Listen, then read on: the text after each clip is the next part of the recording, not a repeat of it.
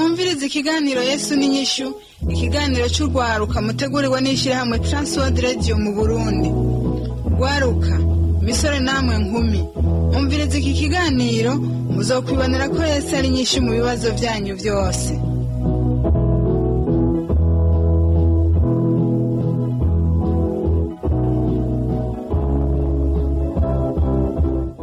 Nshuti mugenzi, mukuza kwa kiganiro cha Yesu n'inyishu, turongeye kukuramutsa tukwipfuriza Pasika nziza. Twizeye ko muri bazima muduteze yompi kandi turacari hamwe mu kinama kwishengero rya SDA, aho turi kumwe na Bigirimana Marie Claire, Uwimana Micheline hamwe na Kamurera Valeri.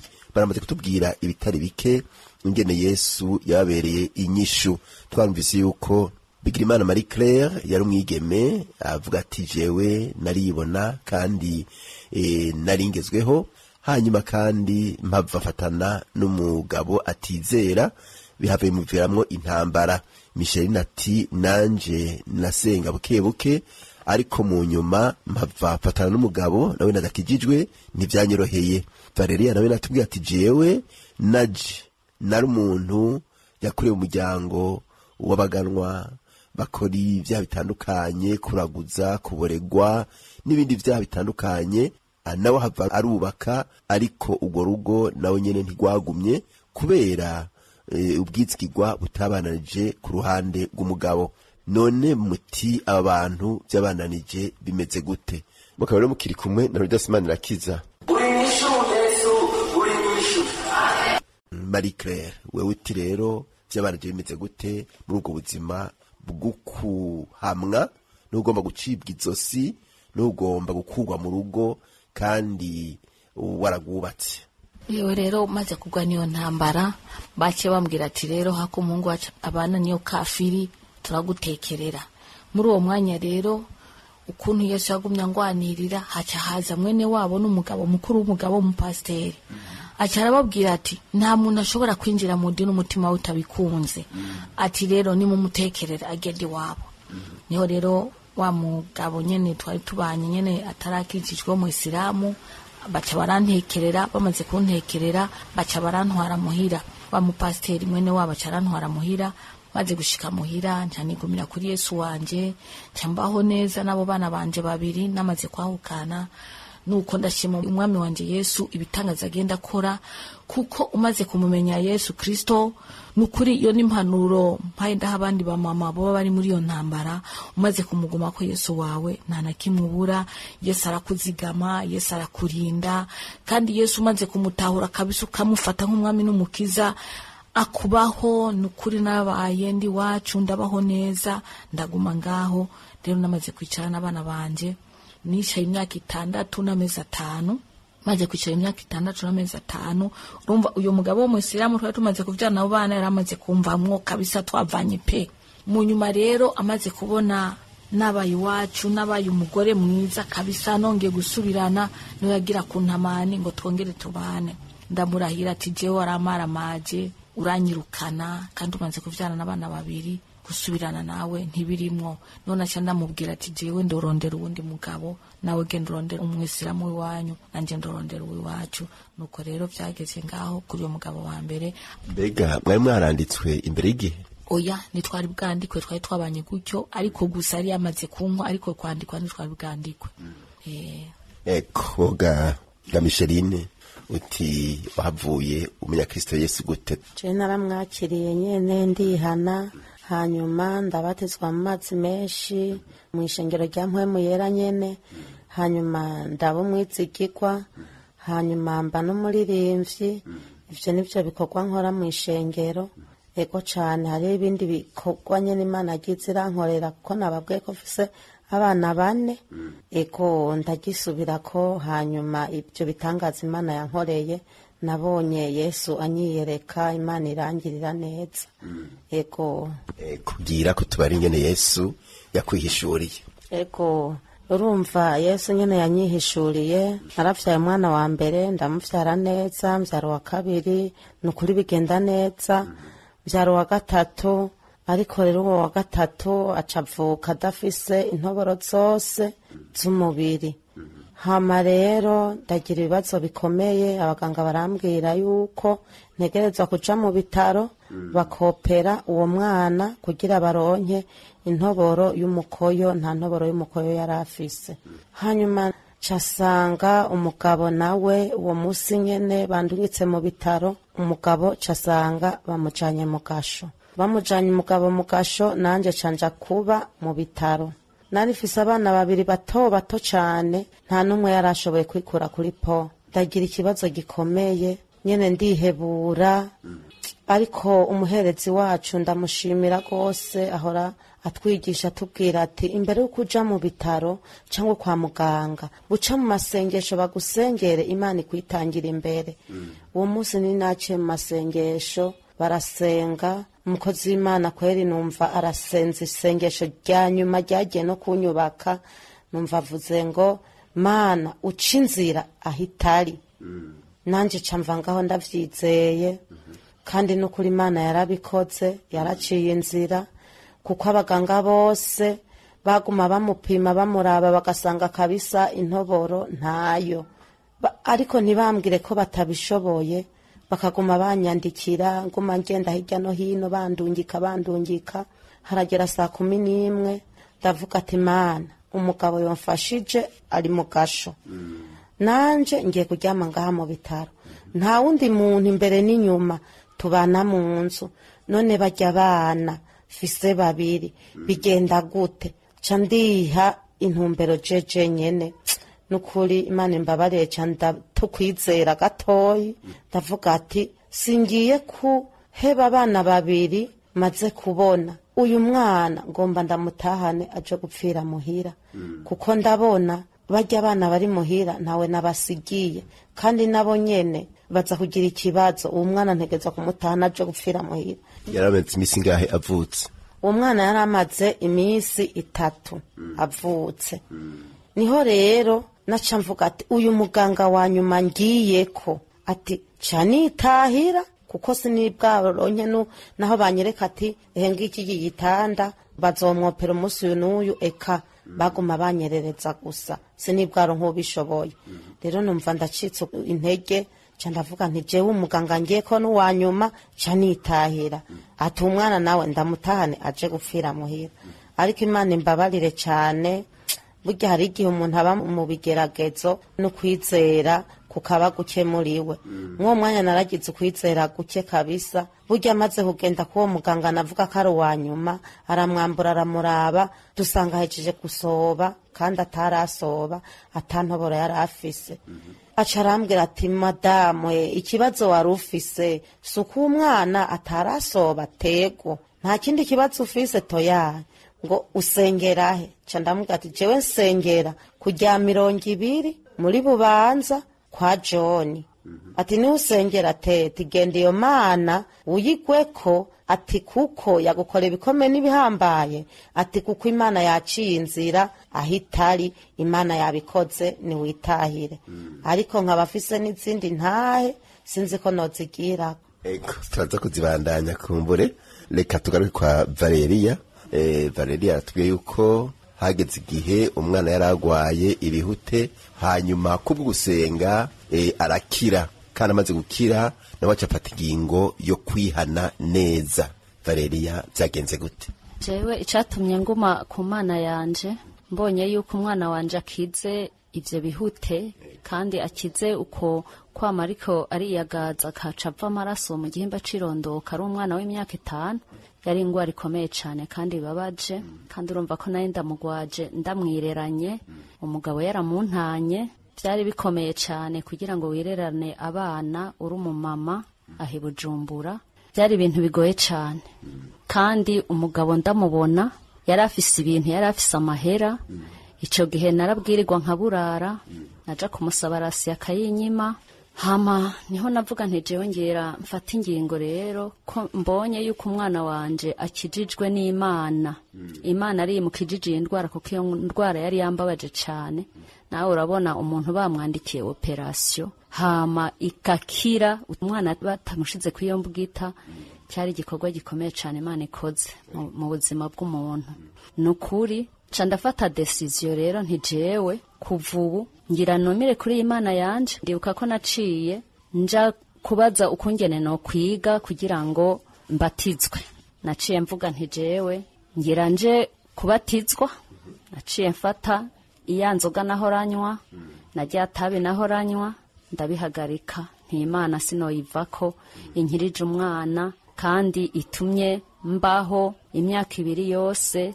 Nari nizigiye umugabo ngo niwe yonsumira, niwe yongurira impuzu, kandi ubu nkaba narimbayeho atamugabo ansumira, nkaba n'abana nari ndabareze, nkaba nagiriwe ubuntu nkaronka n'umuntu ampa indaro. Aho hose nari nkisavye indaro. Numve yuko iyo ari Imana yabikoze, kubona uyu muntu yarantoye akanshira mu nzu n'abana 3 kamicumba mbamwo ku buntu imyaka 2 yose ngahe Bujumbura, urumva ko bitari vyoroshe, kandi kabinkirije umwana atagiye kumbugita.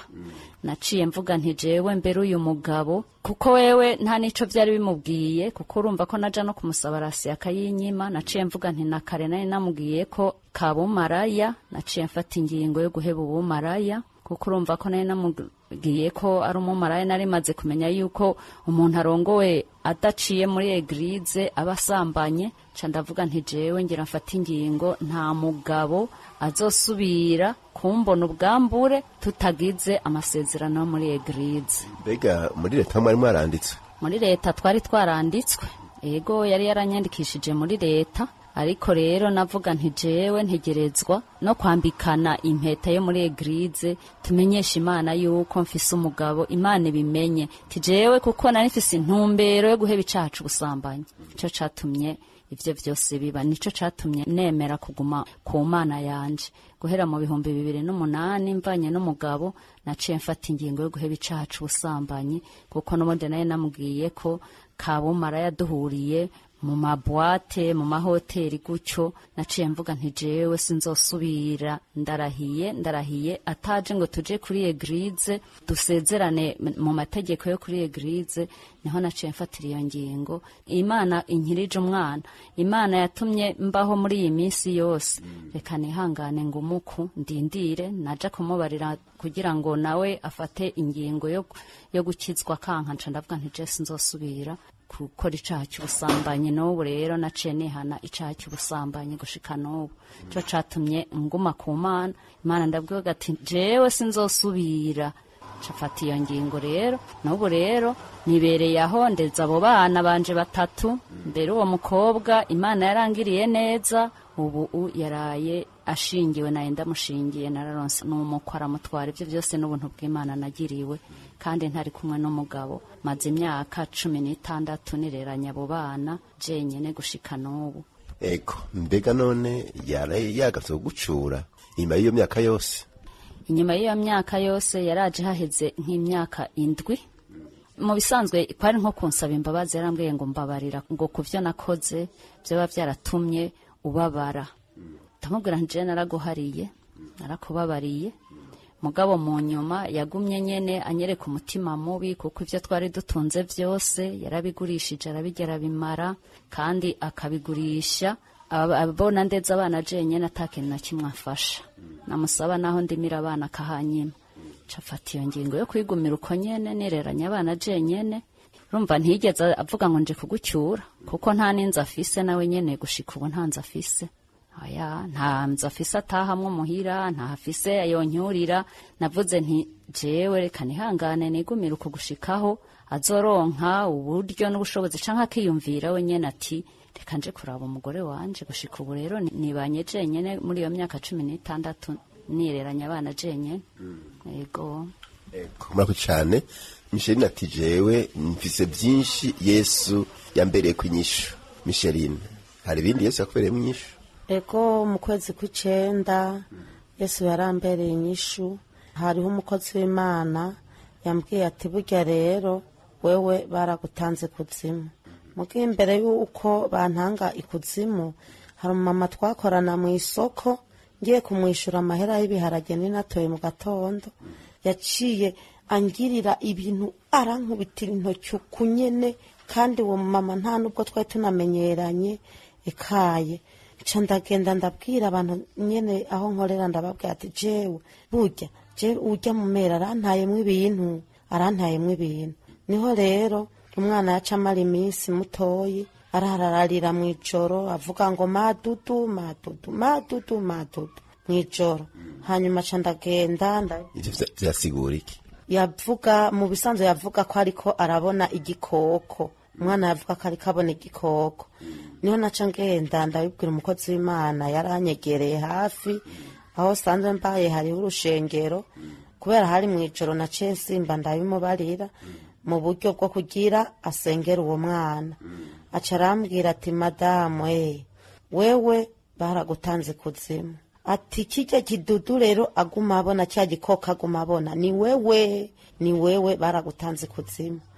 jewe nyene kubera amenyereye abavugishwa benshi menga barabesha, sinabihaye umwanya. arambwira ati usenge cyane, we baragutanze kuzimu, urya muntu yaragutanze kuzimu.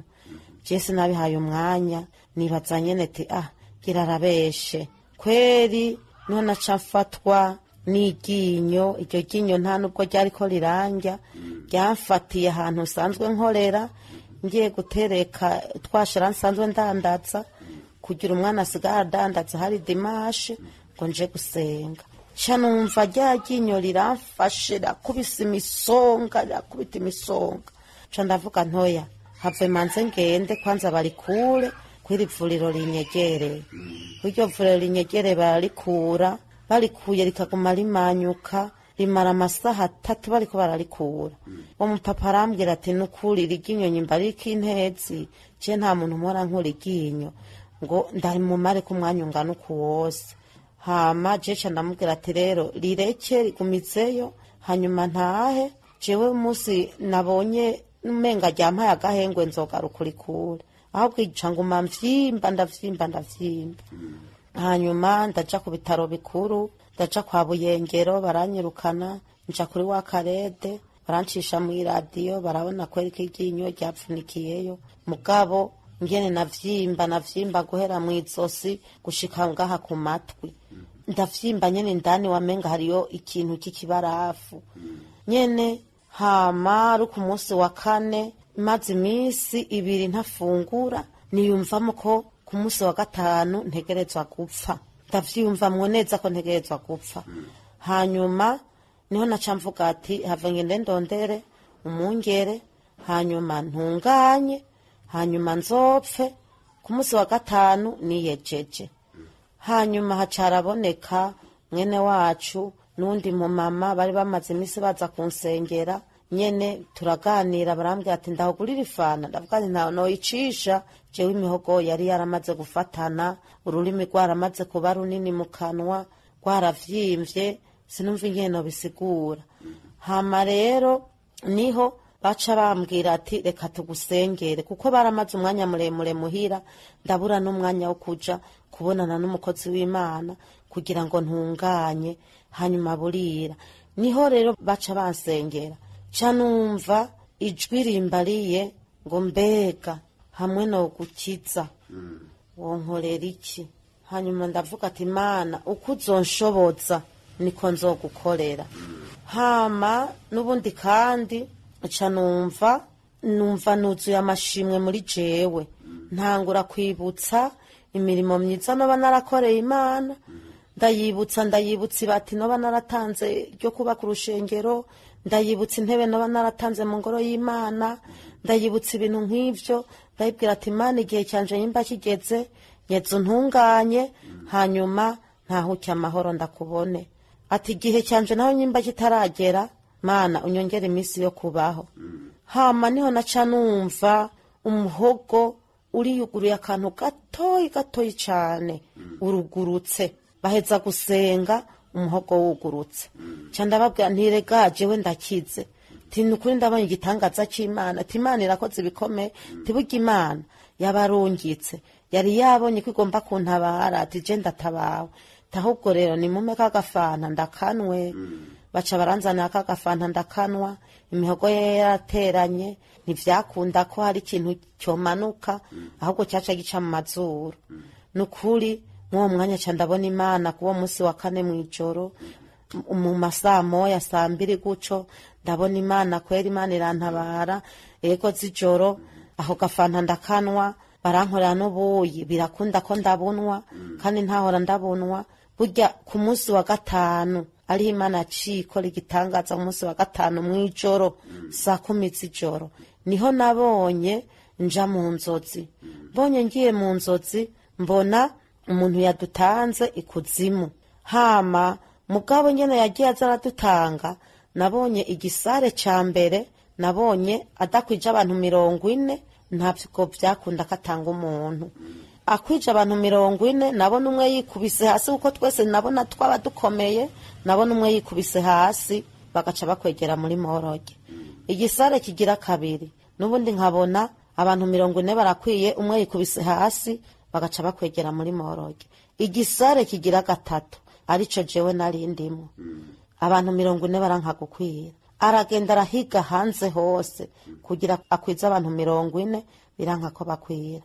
Canumva umuntu andirimbiye, numva nyene andirimbira sinamubona, ngo bwira basi bawe ko bitagishobotse ikinogo bakwimbiye bagiteremo igitoki. Numva arayiririmbye ca ndavyuka ndasenga ndashimira Imana ngene nari mpfuye, ndashimira Imana ngene Imana inyongeye imisi yo kubaho, ndayishimira gose nukuri. Canumva ndagize ivyizero, canumva ndatekaniwe mu mutima wanje, ndumva ko Imana turi kumwe vy'ukuri, ndumva ko Imana inkunda inyongeye imisi yo kubaho.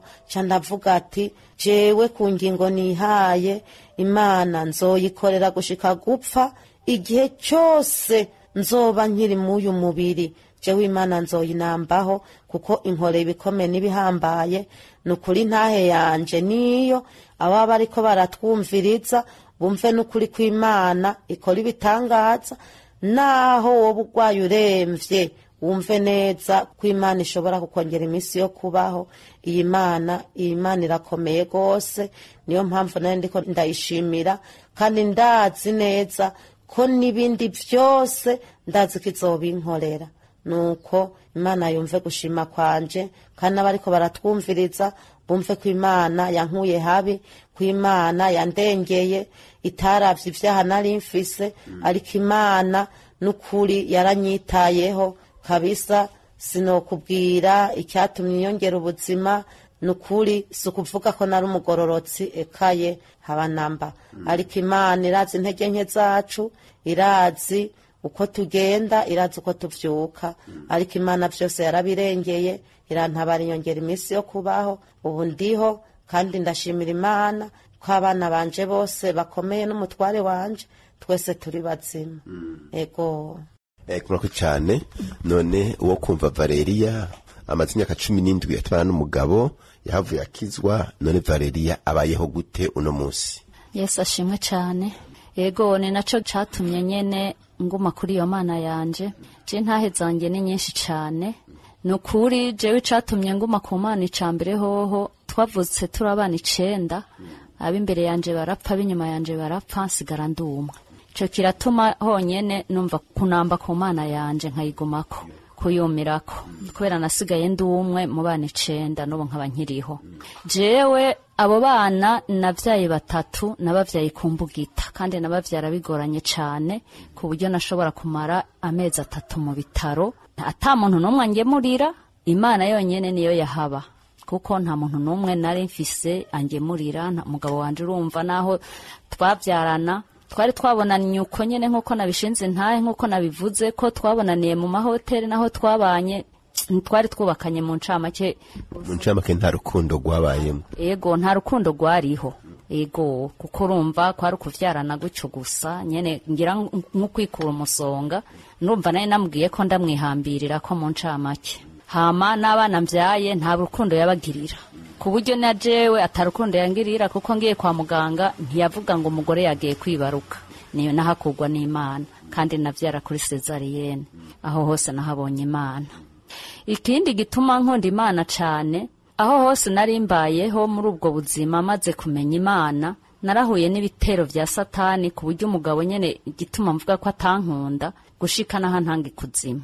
Yarantanze ikuzimu ndavyibuka, arazana umuntu w'umwisilamu, sinzi ibintu baje guhamura ahantu Imana yari yanyitirije ahantu nibera, kuko je gushika ubwo muri iyo myaka nagumye nyene ndondera ukungene nobaho n'abana banje gusa 3 kuko umugabo nawe namaze kumwikura mu maraso kuko ibibazo yari yanteye nari numva umenga ntitwosubira kubana kubera atarukundo nabona ruri hagati yanje nawe. Ndavuga ntireka mbeho jenyene n'Imana yanje ko maze kumenya Imana izomfasha muri ubwo buzima, kandi Imana yarabikoze. Ngiriga ubuntu ndasenga Imana, senze Imana irabinyereka ko umugabo ari we yantanze kuzima, ari naco gituma yaje kunsaba imbabazi. Yarigeze kuza kunsaba imbabazi ati mbabarira no kuri ico caha naragikoze, mu nyuma amaze kubona yuko kumbura ataco mbaye yaraje kunsaba imbabazi.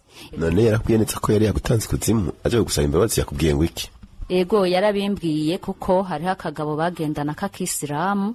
Ego nagiye kubimenya mu nyuma, ndabibwiwe n'umwana we w'umuhungu wo kundi mugore, tikajya akagabo be na papa bararoga. Mu nyuma rero niho naza kubimenya kuko sinari nabimenye, sinari nabitahuye, ariko mu nyuma naratevye ndabona yuko ivyambaye ko vyose, kuko narabuze ibintu vyinshi, narabuze impuzu nkazirondera nkaziburaho, nkaronderaho nashize ikintu ico cose nkasanga cagiye. Hama mu nyuma rero niho uwo mwana wiwe w'umuhungu yaza bimbwira ati mbega papa ntahora aza ngaha n'akagabo kameze kuno tibagiye bariko barakorera ikuzimu. Aho rero twari tumaze kuvana, ndagira Imana, ndasenga Imana, maze kumenya Imana ndapfukama ndasenga Imana, ndafata n'igifunge mbona Imana irantabaye biraheze. Ahandi naho haraje umuyaga w'igihuhusi mu nzu, urahuhuta cane, ushaka no kutwara n'inzu iragigima.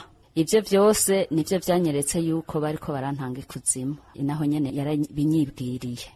Ikindi naco twarabonye amabuye tukumva rikarakoroka ku nzu, badutera amabuye turi mu nzu n'abana, tukumva amabuye ajya y'amasare binini, tukabona ibibuye birakorotse mu rugo, tukabona baduteye amabuye turi mu nzu, gushika naho n'inzugi ibiyo bimenagurika n'amadirisha arameneka. Turaja mu nzu turafata izamu turasenga n'abana, tubona Imana iradukijije.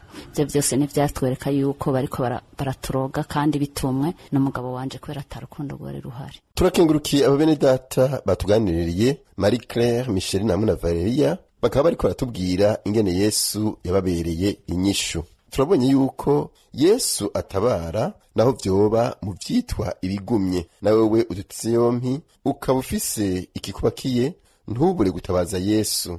Yesu aragutabara, kandi cyane cyane ubanze kumva umutima wawe, ibisigaye nawe aheze abiroranye. Ukaba rero ufise ico wereka Imana, ucuca bugufi je dusenga Imana. Waba ugomba kwihana, waba umutwaro ufise vyereke Yesu, maze Yesu nawe akugirira neza. Reka dusenga Imana. Mana Data wa twese uvyagiye hera mw'ijuru, Mana nyene icubahiro, turagushimiye ko mawitegure kwakira umuntu wese aguhungiyeko. Uyu muntu waremye aguhindukiriye yifuza kwakira mu mutima wiwe, ntumutere ibitugu, numuyegereze wime mu mutima wiwe. Turamusengeye ngo umuharire icaha ciwe, umufute mu gitabo c'urubanza, umwandike mu gitabo c'ubugingo. Impwemu n'umubiri n'ubugingo vyiwe vyezwe n'amaraso ya Kristo Yesu. Ucumubera Imana akubera ikibondo, hamishimwe n'icubahiro bibi vyawe. Eka n'ubu afise umutwaro umuremereye, nawe nyene numubera inyishu. Uko wagiriye neza abene data, nawe ntumwirengagize. Mutabare umugire neza, n'abazaronke ico yirata imbere ya bene data, ariko arabashingira intahe. Turagushimye ko byumvise kandi kubikora, dusenze mu izina rya Yesu Kristo, amen. Ukaba ufite ikibazo cyo conganira, telefoni 71 204 197 canke 69 499 619. Iyo urayisanga ko WhatsApp. Urashobora gudusanga naho dukorera, nimero ya mbere ibarura ryitweje inimero 27. Leonidas Manakiza mwari kumwe, ndagusezera no kwifuriza ibe vyiza, naho utaha Yesu abandanye ababera inyishu. Ico cyari kiganiro cy'urwaruka Yesu n'inyishu, mushikirizwa n'ishirahamwe Transworld Radio mu Burundi. Niba nawe ugomba gushinga intaye ko Yesu yakubereye inyishu, cyangwa ugomba kutunganira, twandikira uti Yesu n'inyishu, agasanduku ka posti 1140 Bujumbura, cyangwa dutera kamo kuri 24 26 57.